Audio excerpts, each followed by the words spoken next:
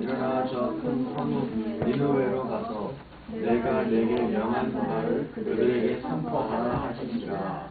요나가 여호와의 말씀대로 일어나서 니느웨로 가니라. 니느웨는 극히 큰 성읍이므로 3일 길이니라. 요나가 그 성에 들어가며 곧 사흘을 향하여 외쳐 가로되 40일이 지나면 니느웨가 무너지리라 하였더니 니느웨 백성이 하나님을 믿고 금식을 선포하고 물온대소하고 굵은 배를 입은지라. 그 소문이 니느웨 왕에게 들리매 왕이 보좌에서 일어나 조복을 벗고 굵은 배를 입고 제에 앉으니라. 왕이 그 대신으로 더불어 조서를 내려 니느웨에 선포하여 가로되 사람이나 짐승이나 소떼나 양떼나 아무것도 입에 대지 말지니 곧 먹지도 말 것이요 물도 마시지 말 것이며 사람이든지 짐승이든지 다 굵은 배를 입을 것이요 힘써 여호와께 부르짖을 것이요 각기 한 키와 손으로 힘만 펴서 들어갈 것이다. 하나님이 혹시 뜻을 돌이키시고 그 진노를 그치사 우리로 멸망치 않게 하시리라. 그렇지 않을 줄을 누가 알겠느냐 한지라. 하나님이 그들의 행한 것 그 악한 길에서 돌이켜 떠난 것을 감찰하시고 뜻을 돌이키사 그들에게 내리리라 말씀하신 재앙을 내리지 아니하였습니다. 아멘.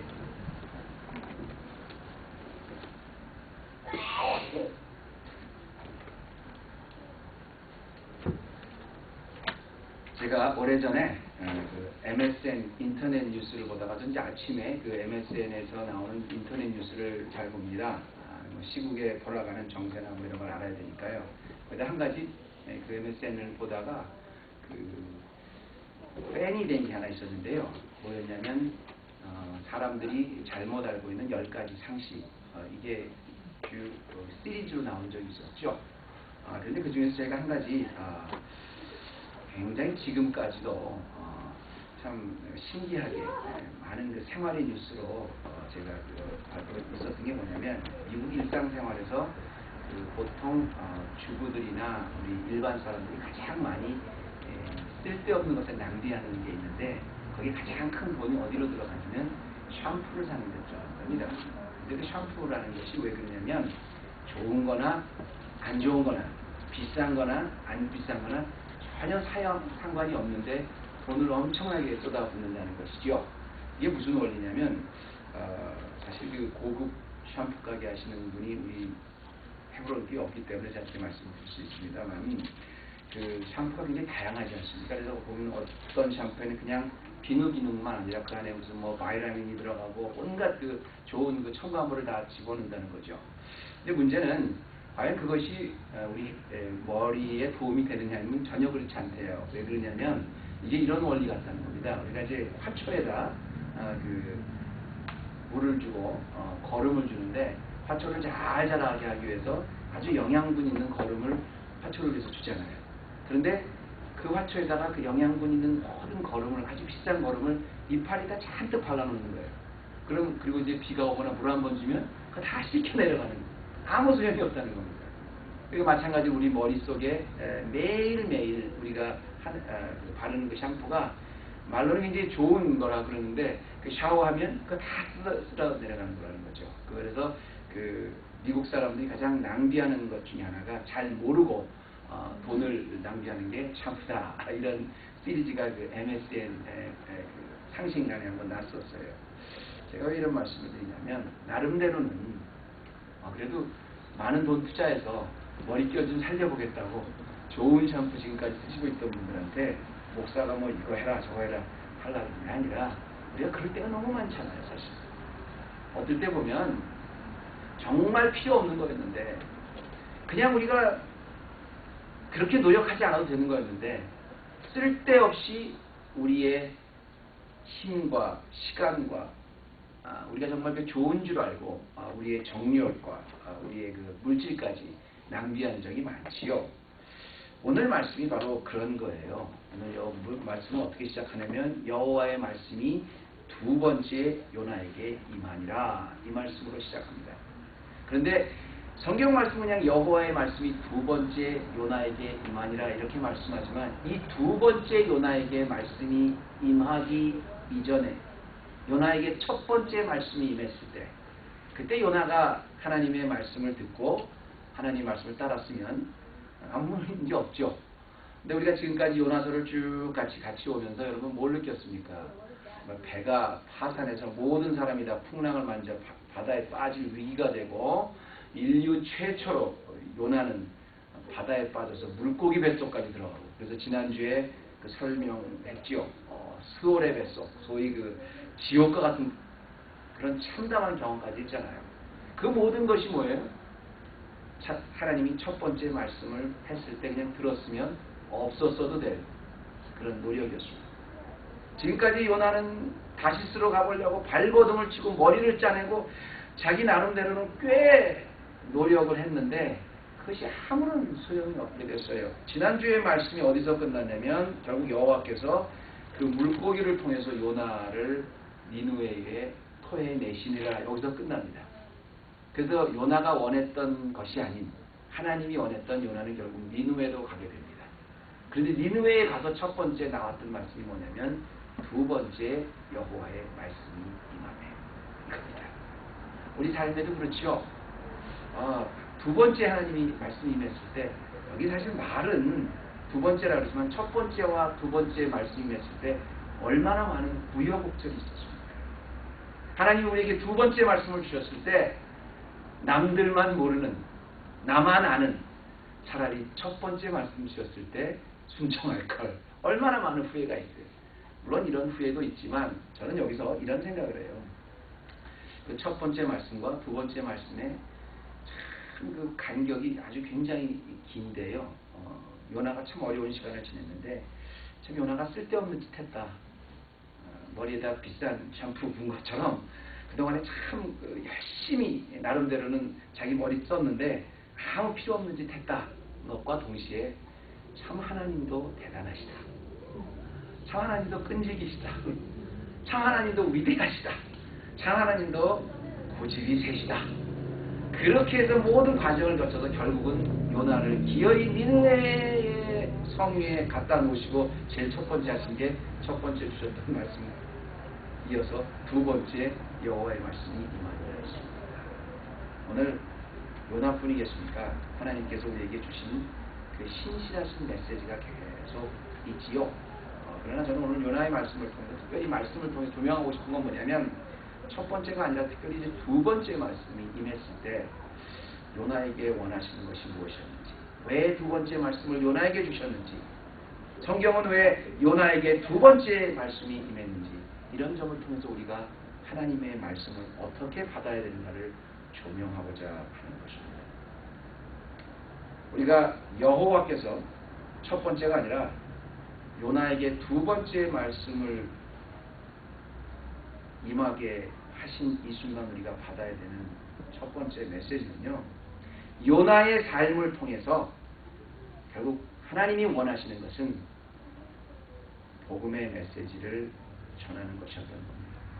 굉장히 간단한 것 같지만 이것들이 이제 지금부터 제가 성경을 역추적해서 여러분과 이 말씀을 좀 같이 풀어나가는데요. 요나의 삶을 통해서 하나님이 원하시는 것은 복음을 전하라는 것이었어요. 이것이 요나를 존재하게 하는 목적이었고, 이것이 요나를 그토록 많은 시련을 겪어서 결국 니느웨에 가게 하신 목적이었습니다. 자, 보세요. 여호와의 말씀이 두 번째 요나에게 임하니라 이르시되, 이 말이 끝나자마자 일어나 저 큰 성읍 니느웨로 가서 내가 네게 명한, 하나님이 요나에게 명한 것입니다. 내가 네게 명한 바를 그들에게 선포하라, 이렇게 말씀을 합니다. 선포하라. 처음에는 뭐라고 말씀하셨냐면 크게 외쳐라, 쳐서 외쳐라. 처음에 메시지 그랬는데 지금은 선포하라 그랬어요.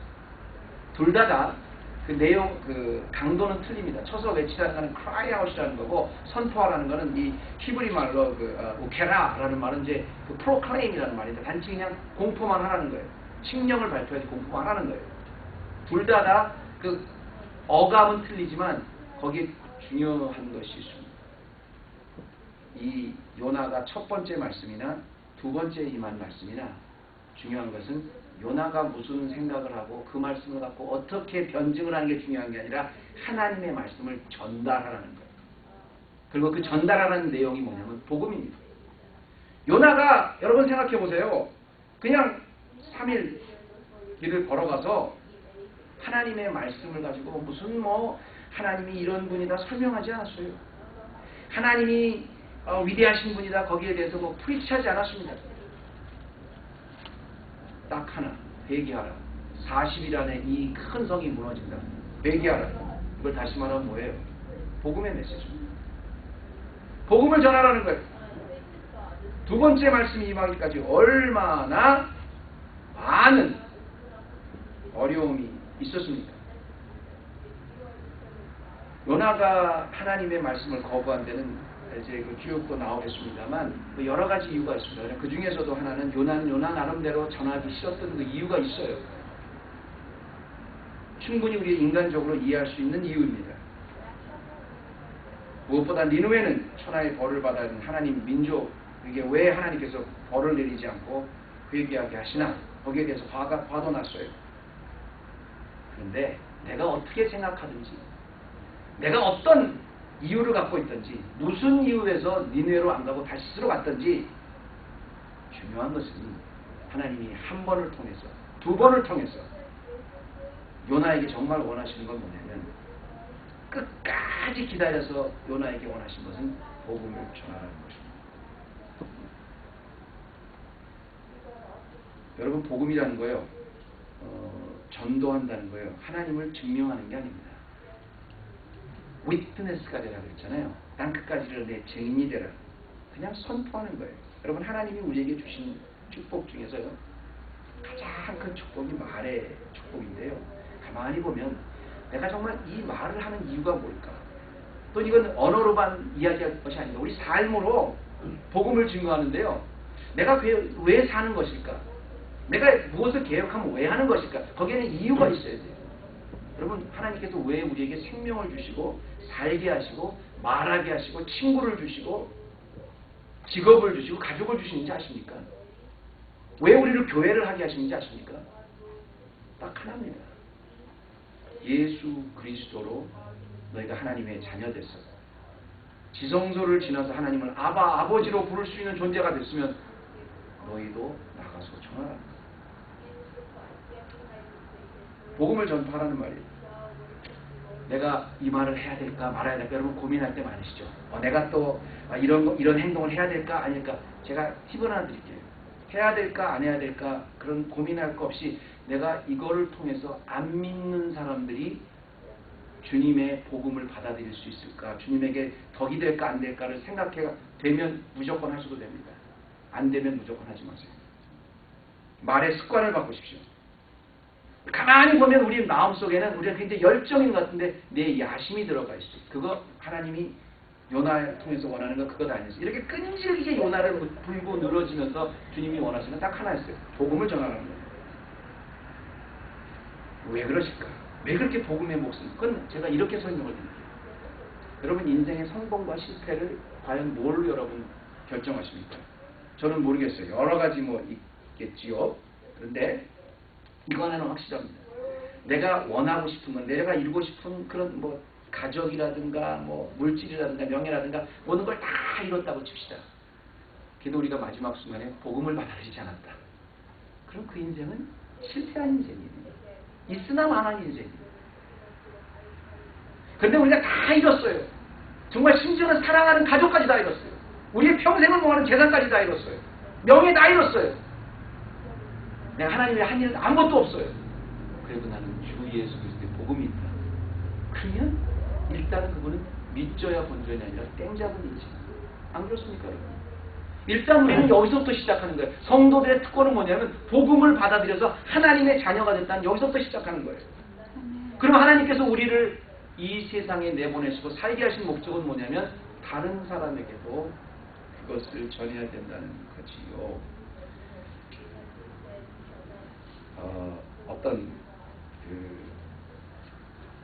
분이 그랬대요. 비가 너무 어두우셔서 들은 이야기인데 비가 너무 어두우셔서 교회에 무슨 모임을 하다가 귀가 너무 어두신 그런 장로님이 계셔서 그 장로님을 위해서 특별히 그 모든 회의마다 녹음을 하기로 했다고요. 우리 교회도 지금 이렇게 녹음을 시작하는데, 근데 그렇게 분위기가 안 좋고 거칠은 말이 나오고 정말 그 야심한 인간적인 말이 나오던 그런 당회 재직회 공동회가 녹음을 하기 시작한 그 후부터 그렇게 부러졌던 거죠. 왜요? 누군가 내 이야기를 듣고 있다. 누군가 나를 비디오 촬영하고 있다. 이게 사람의 말을 굉장히 조심하게 한다는 겁니다. 여러분, 우리가 말하는 것, 언어하는 것, 우리의 생각까지 다 지금 영적인 비디오로 주님이 보고 계십니다. 우리가 똑같은 말, 우리 야심, 우리의 꿈, 우리가 바라는 것 100마디 하는 것보다도요, 정말로 주님이 원하시는 것, 내 마음속에 내가 이걸 통해서 과연 복음이 증거될까? 안 믿는 사람에게 덕이 될까? 그렇게 해서 고민하다 나온 한마디, 이게 훨씬 중요합니다. 우리의 입술을 통해서, 우리의 일생 동안 주님이 전하고 싶은 건 딱 하나입니다. 요나와 똑같아요. 복음입니다. 나 자신뿐 아니라 나 자신을 통해서 이루고 싶은 꿈이 있다고요? 복음입니다. 두 번째 말씀하신 건 첫 번째 말씀과 다른 거 아니었어요. 첫 번째와 두 번째 간격이 얼마나 길었든 얼마나 큰 우여곡절을 겪었든 아무 상관없어요. 주님은 여전히 끈질기게 요나를 니느웨에다 갖다 놓으시고 말씀하십니다. 회개하라. 40일이면 이 성을 무너지리라.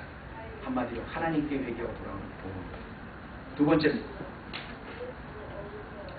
여호와의 말씀이 두 번째 요나에게 임하니라 이렇게 나오는데, 이 두 번째 기어이 니느웨로 데려다 놓으시고 두 번째로 주신 여호와의 말씀을 통해서 또 하나 우리가 잊지 말아야 될 것이 있습니다. 그래서 뭐냐면 결국 요나가 원하는, 요나의 야망과 요나의 꿈과 요나의 로직과 요나의 논리가 원했던 것이 아니라 하나님이 원하시는 말씀, 즉 복음이 전했을 때, 그냥 복음이 아닙니다. 하나님이 요나의 입술을 통해서 전하시고 싶었던 복음이 전했을 때 세상을 향한 능력이 나타났거든요. 주목해서 들으시기 바랍니다. 그냥 능력이 아닙니다. 굉장한 능력이 나타났어요. 아주 강력한 메시지가 됐어요. 요나가 원했던 세워놨던 그 엄청나게 많은 그 계획들, 빨리빨리 들어왔던 그 잔머리, 능력 없었습니다. 그런데 하나님이 원하시는 단 한마디, 회개하라! 이 성이 무너진다. 그건 하나님이 원하시는, 하나님이 요나의 입술을 통해서 니느웨에게 주고 싶었던 메시지입니다. 그게 증거됐을 때 진짜 어마어마한 능력이 나타났어요. 여러분 한번 상황을 생각해보세요. 여기 보면 요나가 여호와의 말씀대로 일어나서 니느웨로 가니라 그랬죠. 근데 니느웨는 극히 큰 성이므로 3일 길을 걸어갔습니다.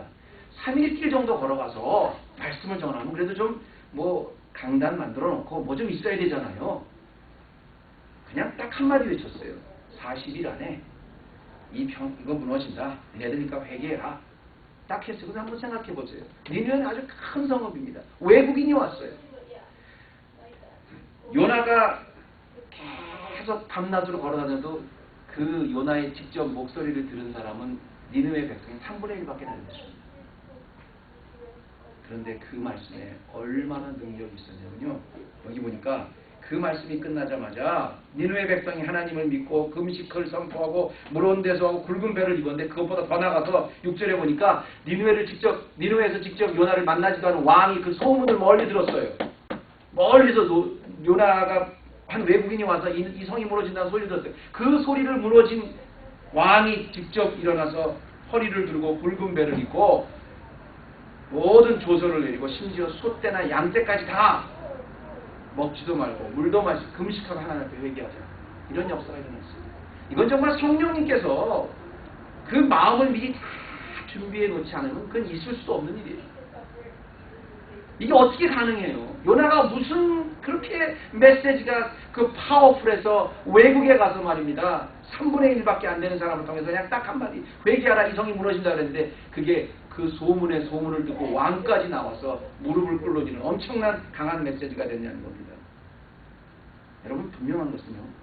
하나님이 원하시는, 하나님이 내 삶을 통해서 원하시는 메시지가 분명히 세상을 향한 복음인데요. 하나님이 내가 원하는 게 아니라 하나님이 원하시는 메시지를 내가 순종해서 받으면 거기에는 반드시 파워풀하고 능력이 있다는 것입니다. 이걸 믿어야 돼요. 재미있는 것은 말입니다. 요나서가 뭐 지금까지 쭉 그랬습니다. 특별히 이제 1절서부터 쭉 그랬습니다. 3절서부터 보면 하나님의 말씀할 때 뭐라고 얘기해요? 여호와의 말씀이 임하매. 두 번째 임하매. 또 3절에 뭐라 그래요? 여호와의 말씀대로. 여호와가 뭡니까? 여호와 하나님의 이름이죠. 하나님의 이름인데 이스라엘 사람들은 이거 야훼라고 이렇게 읽지 않습니다. 하나님의 이름을 야훼로 어떻게 감히 이 사람들은 아시죠? 여호와나 야훼는 그냥 야훼라는 것은 발음을 해서는 야훼지만 히브리 말을 야훼라고 읽는 적이 없어요. 그냥 아도나 이렇게 읽어요. 여기 여호와가 나오면 그냥 아도나이라고 읽어요. 그냥 로드라는 소리입니다. 그럼 여호와는 왜 야훼로 여호와로? 그는 히브리어에 좀 무식한 영어학자들이 영어에서 여호와가 된 거예요. 그런데 어쨌든 여호와는 중요한 게 아니고 야훼라는 중요한 게 아니고 야훼라는 것 자체를 이스라엘 사람은 그냥 아도나이라고 읽어요. 하나님의 이름이기 때문에. 하나님에는 여러 가지가 있어요. 중요한 것은 여호와의 말씀이 요나에게 임했을 때, 아도나이, 주의 말씀이 요나에게 임했을 때 요나가 주의 말씀을 순종해서 주의 말씀이 원하는 걸 선포했더니 5절에는 뭐라고 나오냐면 니느웨 백성이 여호와를 믿고가 아니라 하나님을 믿고 이렇게 나옵니다. 하나님은 뭐예요? 엘로힘. 하나님의 여러 이름 중에서 전능하신 하나님을 능력의 하나님을 나타날 때 엘로힘입니다. 하나님이 원하시고 주가 정말 원하신 것, 내가 원하는 게 아니라 주가 원하는 것을 했을 때 주가 정말 원하시는 메시지가 내 입술을 통해서 내 교회를 통해서 나왔을 때 거기에는 세상을 변화시키는 능력이 있다는 것입니다. 왜 하나님이 이 땅에 교회를 세워줄지 아십니까? 저는 요나서 3장 말씀을 볼 때마다 어떤 것이 오버랩되냐면 사도행전 2장의 베드로의 메시지가 참 오버랩돼요. 하나님 교회에 성령이 임했어요. 아직 교회의 약속이 이루어지지 않을 때 성령이 임했어요.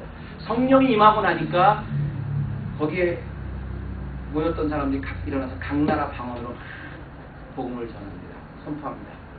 지금까지는 히브리 말로 말할 때 복음을 전하는 거예요. 그러니까 각 나라 사람들이 다 알아들었어요.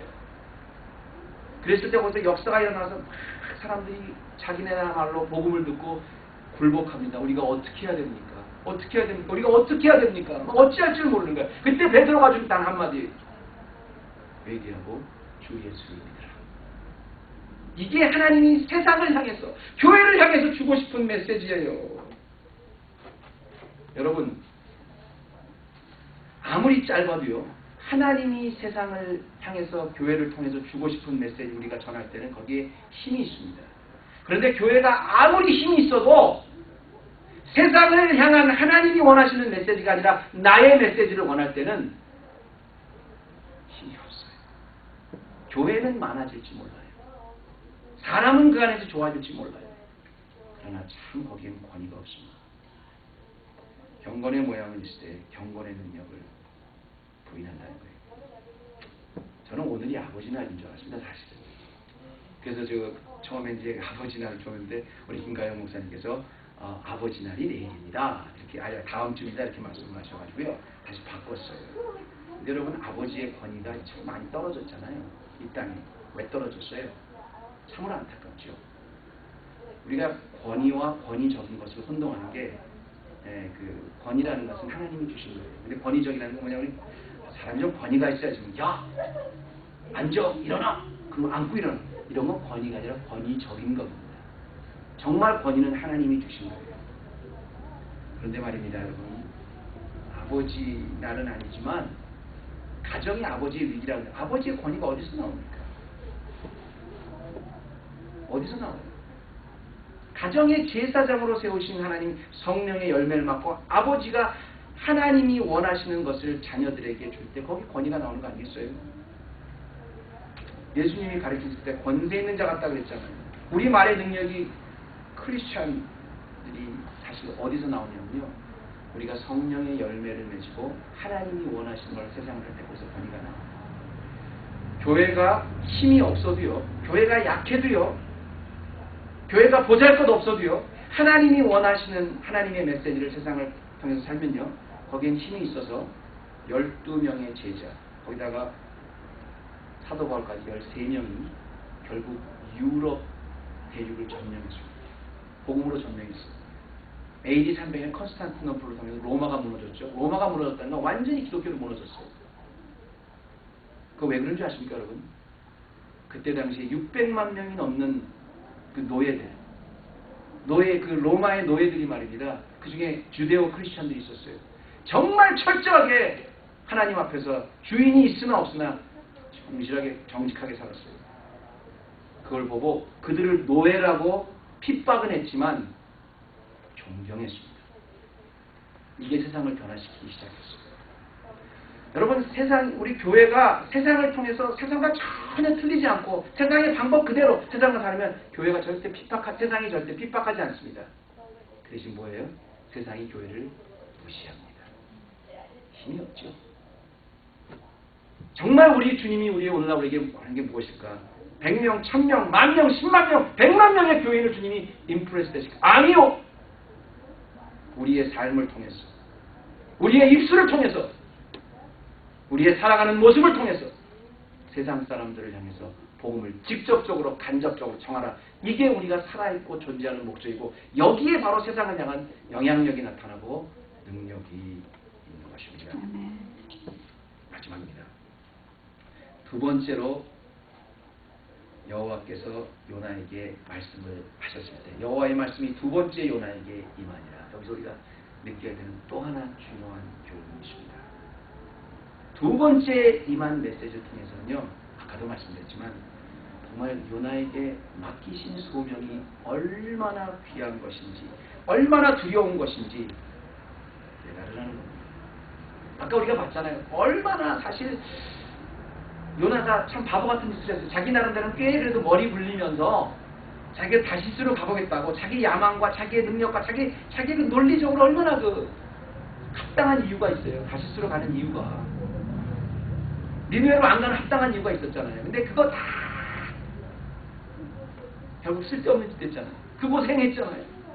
첫 번째 말씀이 임했을 때 순종했으면 그 고생 안 해도 됐잖아요. 다 자기가 하나님의 말씀을 피해보려 했던 노력이 다 헛수고가 됐잖아요. 마치 우리가 플랜트에다가 잔뜩 플랜트 이파리에다가 그 영양소 만들어주고 물 한 번 주면 싹 없어지는 것처럼. 그러나 거기에는 아까 뭐라 그랬어요? 참 하나님도 대단하시다. 끝까지 요나를 놓지 않으신 하나님.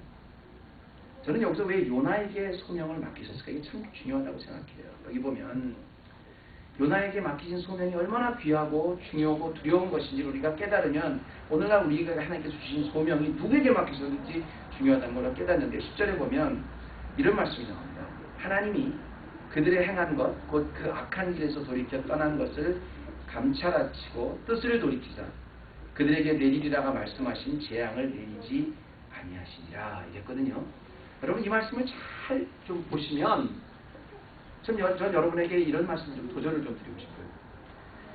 이 말씀을 한 10번만 좀 묵상해 보세요. 10절 말씀은 지금 하시라는 게 아니라 계속해서 말씀을 안 해서요. 하나님이 그들의 행한 것, 곧 그의 악한 길에서 돌이켜 떠난 것은 감찰하지 않으시고 뜻을 돌이키사 그들에게 내리리라 말씀하신 재앙을 내리지 아니하신다 이랬는데요. 이 말씀을 보면 우리가 착각하는 게 뭐냐면 하나님이 참 변덕이 심하신 분인가 보다. 뭘 내리기로 했으면 내리지 뭘 또 안 내리고 뜻을 돌이키시나 이렇게 생각하시는데 제가 여러분에게 다시 한번 확인합니다. 요나서의 주제는 요나의 불순종이 아닙니다. 요나 개인의 불순종이 아니라 이방을 향하신 이스라엘뿐 아니라 이방을 향해서도 갖고 똑같이 사랑하시고 그들을 구원하시기 원하는 하나님의 마음, 선교적 메시지가 요나서의 큰 주제입니다. 여러분 요나에게 너 니느웨로 가서 저들에게 회개의 메시지를 전하라 그랬을 때 말입니다. 그 메시지를 전하고 나니까 결국은 모든 왕서부터 모든 사람들이 다 회개해서 하나님 앞에 붉은 베옷을 입고 다 회개하니까 하나님의 뜻을 돌이켰습니다. 자, 여기서 우리가 이렇게 한번 생각해 보십시다. 그러면 하나님이 과연 요나에게 이런 말씀을 주시기 전에 하나님의 왜 이렇게 금방 돌이키셔서 벌을 안 주실 거면 이런 과정 지나지 말고 그냥 요나 뿐 아니라 그냥 말씀만 주시면 되지 왜 이런 과정을 지나셨을까? 이게 하나님의 속성이거든요. 사실 베드로후서에 보면 하나님은 아무도 멸망받기 원치 않으시고 다 회개하기 원하신다 그랬어요. 요한 1서에 보면 하나님 속성이 잘 나오죠. 하나님은 곧 사랑이십니다. 하나님은 우리의 멸망받는 거 원하시지 않고 기다리시고 어떤 누구도 다 하나님 앞에 나오기를 원하시는 게 하나님의 사랑의 속성입니다. 근데 중요한 것은 말이에요. 제가 주목하는 것은 뭐냐면 그것을 기어이 하나님의 목적은 니느웨 성을 멸망시켜서 하루아침에 없애버리는 것. 그게 하나님의 관심이 아니라 어떻게 해서든지 그 니느웨 백성을 구원하셔서 다시 살리시는 것. 그게 하나님의 속성이니까 하나님의 사랑이니까 하나님의 뜻이니까 그렇게 원하시는데 문제는 말입니다. 왜 요나의 입술을 통해서만 그 일을 꼭 하시냐는 겁니다. 왜? 그게 하나님의 속성이면 그렇게 하지 말고 그냥 살려주시면 되잖아요. 아무나 보내시면 되잖아요.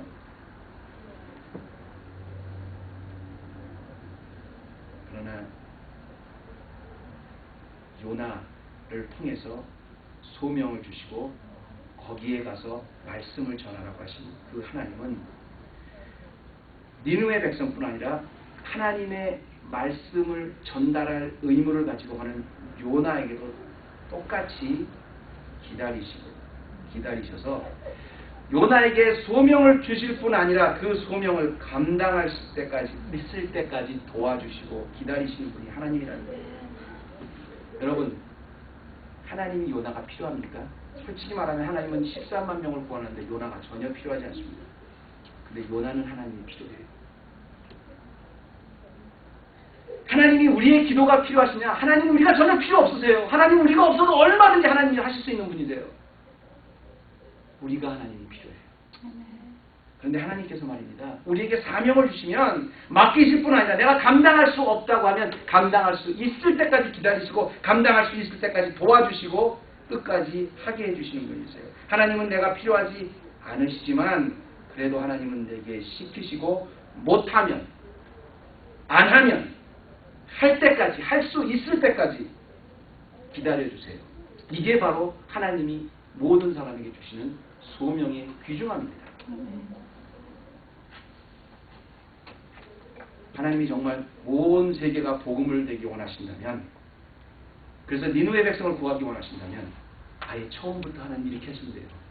하나님 인구를 아담과 하와를 창조하신 읽지 마시고 아예 처음부터 한 10억 만들어 놓으시는 거예요. 하나님의 나라 한 10억 정도 만들어 놓으시는 거예요. 하나님이 10억의 인구를 창조하십니다. 그리고 하나님의 나라 만드시면 되잖아요. 그렇게 안 하셨어요. 아담과 하와를 세우시고 생육하고 번성하라. 그 속에서 계속 하나님의 나라를 보존하시고 만들어 가셨어요.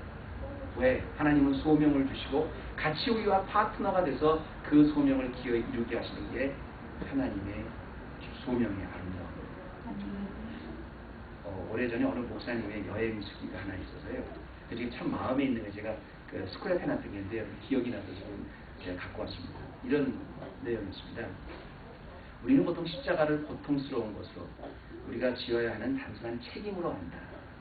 우리가 다 주신 십자가 있잖아요. 그런데 사실은 십자가는 그 가치가 얼마나 위대한 걸 알기에 그 가치를 아는 사람들이 자신을 조금 더 절제하고 그 가치를 감당하기 위해 다듬어가는 작업이다. 말이 어렵지만요. 가만히 생각해보면 참 맞는 말이에요. 정말로 하나님이 주신 소명이 얼마나 귀하고 아름다운 것인가를 하는 거예요. 말하는 거예요. 제가 니느웨로 가는 요나의 입술을 통해서 전달하고 싶으신 하나님의 마음이 있었습니다. 하나님은 끝까지 요나를 통해서 그 메시지를 전하게 하셨어요. 니느웨의 백성을 향해서 13만 명이나 되는 니느웨의 백성들을 처음부터 멸망시키겠다는 게 하나님의 뜻이 아니라 그들을 회개시켜서 하나님의 앞으로 다시 돌아오게 하는 게 하나님의 뜻이었어요. 처음부터 사랑이 하나신 하나님의 뜻이었어요. 그런데 그 일을 맡기신 사람이 있다면 그 맡기신 소명도 끝까지 감당하게 하는 것도 하나님의 뜻입니다. 제가 언젠가 이런 말을 했어요. 너무 괴로워서 내 위치가 너무 괴로워서 세상을 바라보다가 너무 괴로워서 제가 통곡을 하면서 너무 답답하다 막 그렇게 몸부림치고 있었을 때 제가 새벽 기도를 가는 중이었거든요. 우리 아내가 그때 한 말이 참 지금 보면 지금도 감사해요. 이거 참 의미 없는 일을 하는 것 같다. 근데 나는 이런 일을 할 사람이 아닌데 목회를 하면서 제가 그렇게 고민을 했던 사람이 있었어요. 근데 아내가 새벽 기도 가는 데서 그런 말이에요. 사실 하나님은 서철훈 목사님 없어도 그 일 감당할 수 있어요.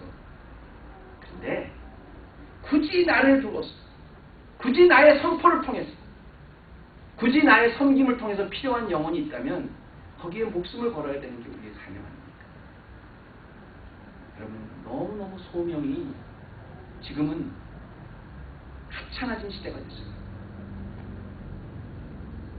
제가 정말 이 말씀을 드려야 될지 안 될지 마음에 고민하다가 제가 여러분의 이해를 돕기 위해서 정말 혹시라도 오해하시지 말고 들으시기 바랍니다. 그냥 이게 녹음이 된다면 혹시 꺼주셔도 괜찮습니다. 제가 이 소명을 하면서 지난주에 이 말씀을 듣고 제가 통곡을 했어요. 왜 통곡을 했냐면 다른 거 아니에요. 이거 뭐 평신도들 마찬가지, 목사들 마찬가지. 내가 갖고 있는 것 자체가 하나님이 내게 주신 소명이라는 걸 너무 쉽게 여겨요. 하나님이 정말 원하시는 게 아니라 그냥 제가 말씀드리겠습니다. 큰 교회입니다. 큰 교회. 소위 말하는 큰 교회입니다.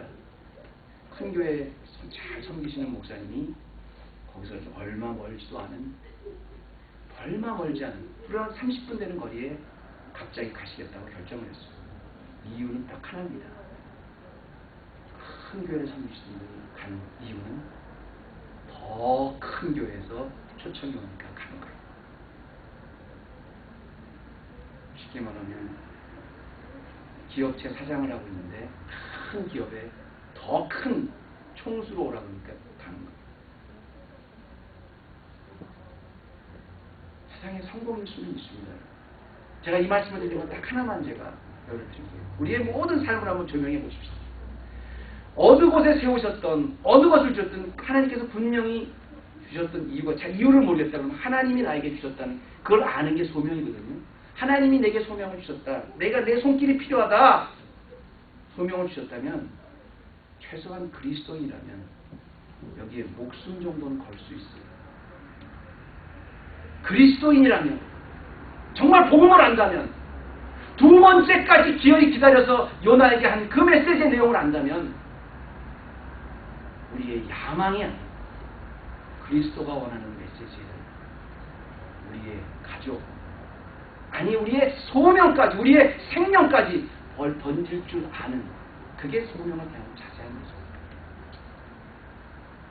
비록 내가 하나님이 첫 번째 임한 말씀은 몰랐다고 해도, 아니 알았지만 잊었다고 해도 내가 좀 돌아갔을 뿐이지 여전히 내 입술을 통해서만 니누의 백성에게 복음을 전하기 원하시는, 그게 하나님의 요나를 향하신 뜻이라면 나를 향하신 하나님이 반드시 내 입술을 향하신, 내 손을 통해, 내 발을 통해서 원하시는 하나님의 소명이 있습니다. 이 소명 간단하게 정리하면 이겁니다.